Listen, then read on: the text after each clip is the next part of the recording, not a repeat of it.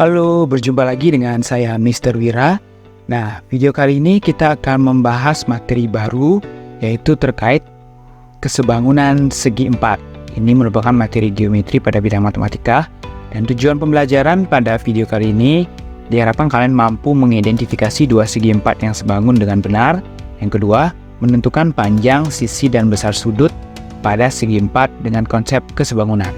Tanpa berlama-lama lagi, mari kita simak bagaimana kesebangunan segi empat tersebut.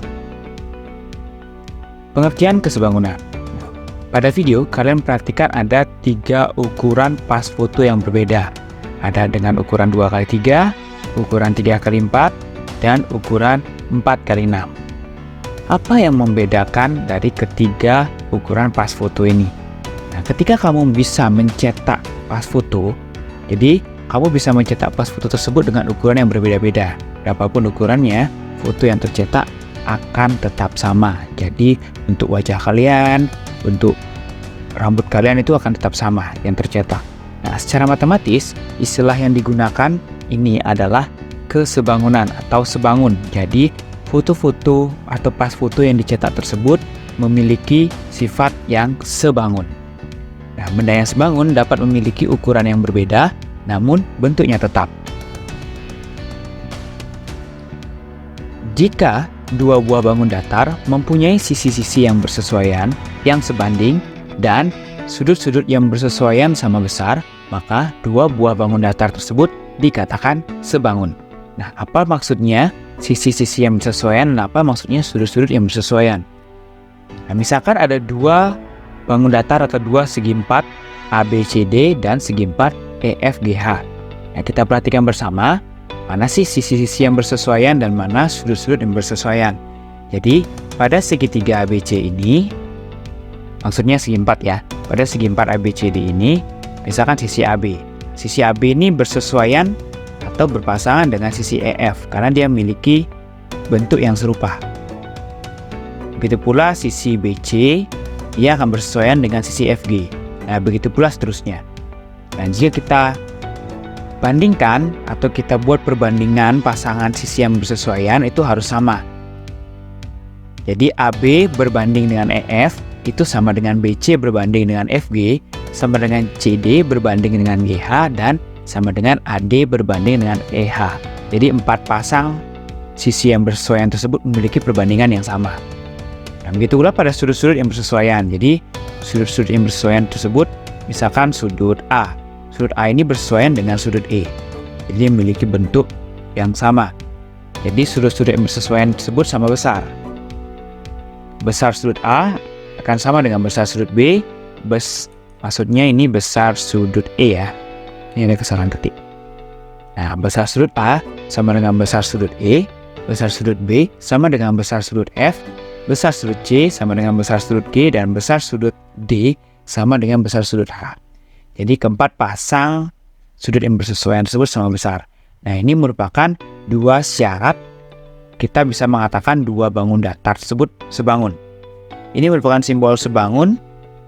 Jadi kita bisa baca dalam kotak ini yaitu ABCD sebangun dengan EFG. Kita perhatikan ada 3 buah persegi panjang dengan warna yang berbeda. Warna kuning, warna biru atau hijau ini ya, warna hijau, dan warna coklat. Nah, dari ketiga bangun datar ini, manakah pasangan persegi panjang yang sebangun? Jika kita menggunakan ciri-ciri kesebangunan sebelumnya, yaitu 2 syaratnya, perbandingan sisi-sisi yang bersesuaian sama atau sebanding, dan besar sudut yang bersesuaian sama besar. Silakan kalian cek mana pasangan persegi panjang yang sebangun, dan jelaskan mengapa pada kolom komentar. Nah, selanjutnya bagaimana cara menentukan panjang sisi dan besar sudut menggunakan konsep kesebangunan. Nah, misalkan diberikan 2 bangun yang sebangun, yaitu ABCD dan EFGH. Diminta menentukan yang pertama nilai X, nilai Y, dan nilai Z, atau sudut-sudutnya ya, sudut-sudut pada X ini, sudut pada Y, dan sudut pada Z. Yang kedua, diminta menentukan panjang sisi EF, BC, dan HG. Oke, mari kita bahas bagaimana cara menentukan besar sudutnya yang belum diketahui terlebih dahulu. Nah, karena dua bangun datar ini sebangun, sudah pasti sudut-sudut yang bersesuaian tersebut akan sama besar. Maka dari itu, sudut X yang di sini dia bersesuaian dengan sudut 22,6 derajat. Kita perhatikan ini bangun datar yang di kanan ini diputar ya. Jadi posisinya berbeda dengan yang di sebelah kiri. Nah, jadi untuk sudut X itu akan sama dengan sudut C, yaitu 22,6 derajat. Berikutnya, untuk sudut Z atau sudut Y, nah kita menggunakan ciri-ciri dari trapesium ya.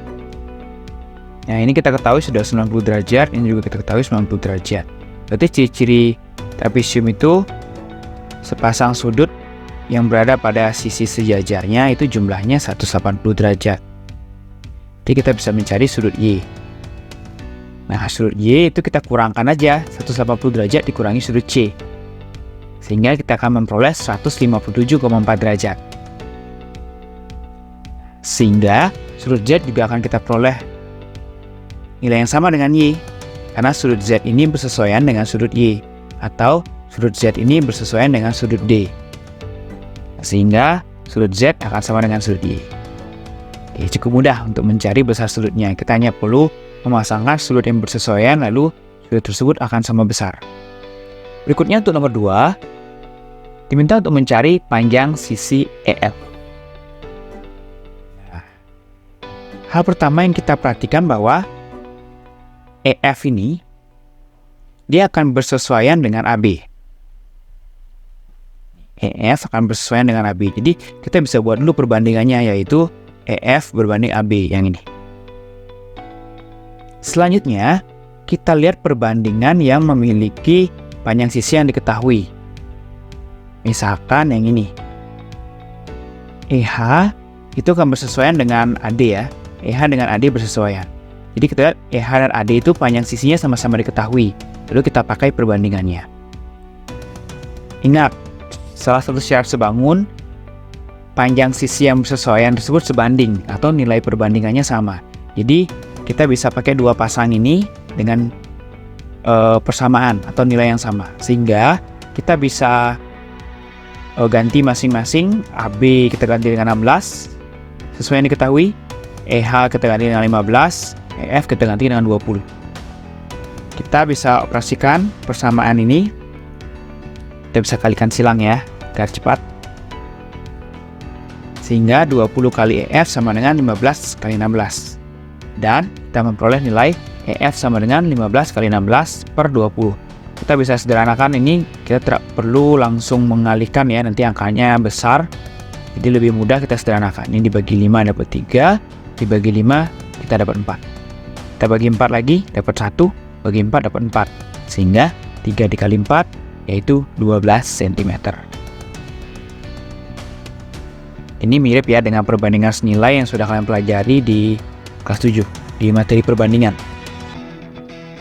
Nah, selanjutnya untuk mencari panjang BC, lakukan hal yang sama seperti mencari panjang EF. Nah, BC ini berpasangan dengan FG.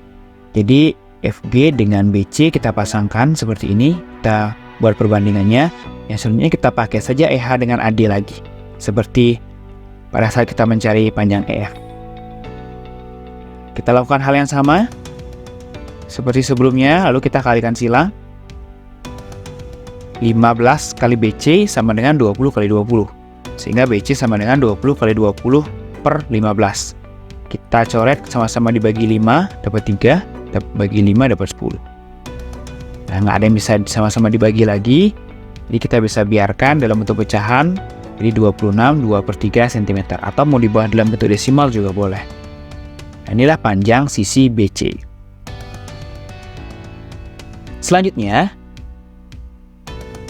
untuk mencari panjang sisi HG, kita tulis dulu yang sudah kita ketahui sebelumnya. EF-nya 12. Nah, ini kita bisa tarik garis begini ya. Kita bisa gunakan nanti teorema Pythagoras untuk mencari sisi miring HG. Nah, Nah, ini kita memperoleh 5 dari 20 dikurang 15, karena ini juga panjangnya 15. Jadi sedangkan F dan sampai G itu panjangnya 20. Jadi yang sebelah sini itu panjangnya 5 cm. Sedangkan tingginya juga 12. Ini juga 12. Nah, sehingga untuk mencari panjang sisi HG kita menggunakan teorema Pythagoras, 12 kuadrat ditambah 5 kuadrat. Akar dari 12 kuadrat ditambah 5 kuadrat. Sehingga memperoleh hasil 13 cm. Nah, untuk lebih menguji pemahaman kalian terkait kesebangunan dari segi 4, silakan kalian coba soal-soal berikut untuk mengecek kesebangunan dan mencari panjang sisi.